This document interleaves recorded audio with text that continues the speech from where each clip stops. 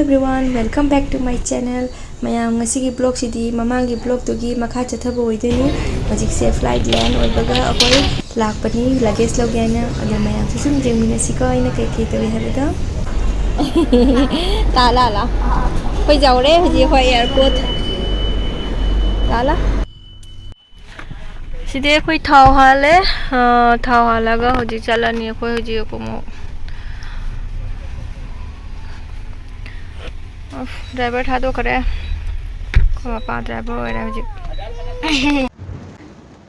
सिद्ध सुसुम नोंग चुना ले रहा मितो इसे मैं हम कोई जे इन्हें लाख पाप हम तो जाऊँ रे एयरपोर्ट तक की थोक ले गाँव को रे नोंग चुना ले रे जुम देश नोंग चुरक पास सिद्ध सु नोंग चुई होजिक से नोंग धांगी पान मुक्ता रे तो वह पांच के नोंग चाचल लगा जुम देश चल लगा मथा निंग हाथ वारे तो कौन असुचे हल्के के दो बा Tumning apa macam?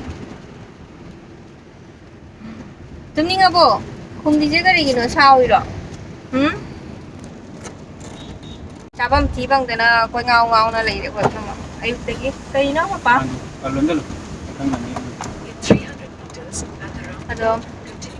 Kau na tahu rish. Cakla me lunch jumlah cakla aku ni na merak tak kau mam cakde. Aduh. Nung cuba sih na tan laga. Alun dulu. Macam am telon jalu bapa, window hang do kare bapa, am telon jalu. Kau jauh lagi ikan upah sibu, tu gua jadi.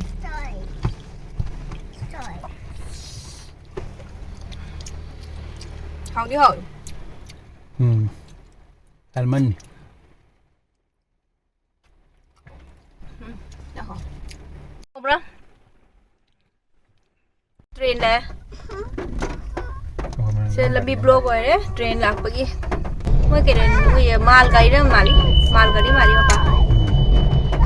Cam नंग दिनो new नुपा bike वाला से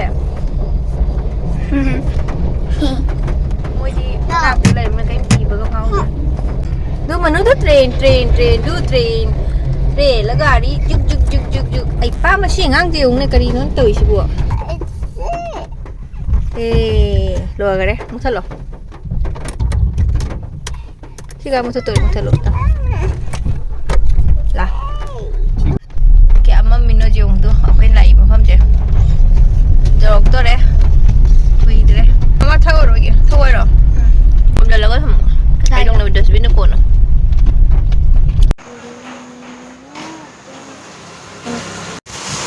Tôi siga hojik ne restaurant ma cha hop phang ngem. Do siga kaino mo ta na order to kare.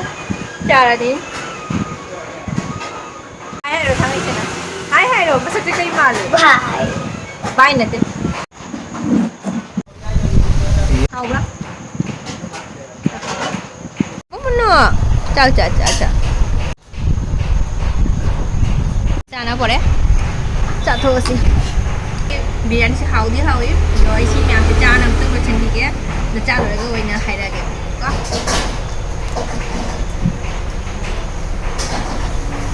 Cái chồng mình mua qua đấy, chồng mình chưa có trả thua cái, mới giảm hỏi mà tiền mẹ cho lê su dầu ấy, biryani cha lo chả lẽ, khơi dầu đấy, chỉ cần này khơi nó lại xe, hang squad mới là, chỉ cần súng tay tiêu ý lấy đấy, khơi cái tay nó lại này đó, hang squad, ở bên hồ tên mình tóc.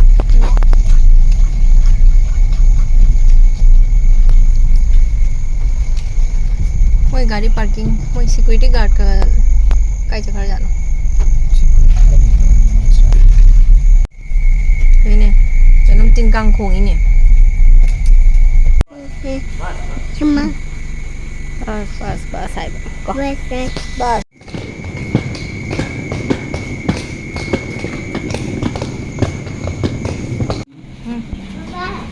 papa leh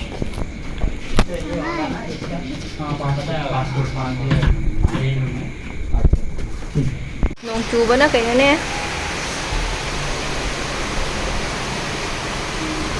nalala ako'y fast floor ni ako se halake masih itu thung batangari belai na su room tour ta haura gaya na video silauri ni sida lai re moi changak paga moi se chakhum hana phangya da kisina siga moi washing machine khilame siga oven lere kitchen che kai leibam tang jing si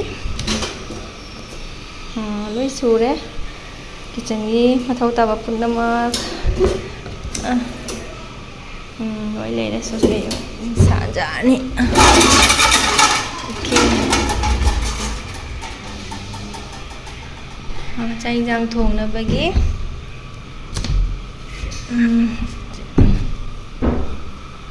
sina washing machine ini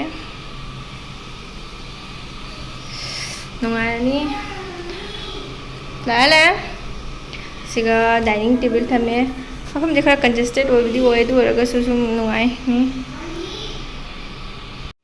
mo sida leire sina dining table kai moi tv em chu khilame siga sofa kai ga leire se moi decoration light che kada da than bena khani imam mam me tawise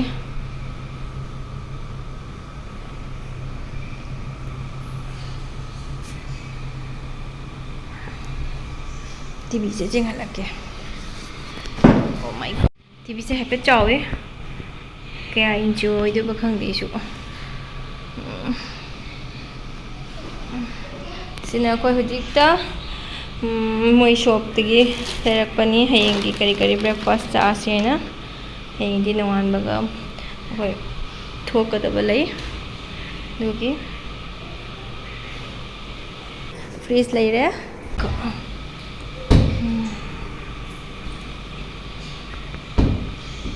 चले ये गाड़ी रे बोतल अमले होरा माने से washroom से bedroom से चले जाम फजी सिगा अलमीरा में पीरे मुझे चले मुनो सिगा bedroom में का ले रहे से हम चावी नहीं नत्रा सीधे से हम चावे बा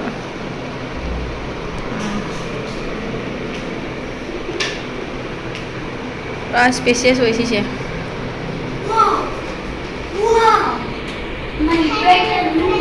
लाइट खा लो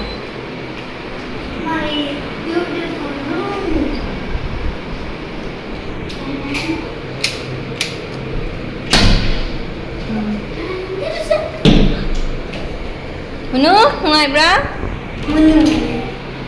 Nungaibra? Wow, kahalo. Kung ulo to, pichanja, kung ulo to. Munu, kung ulo to.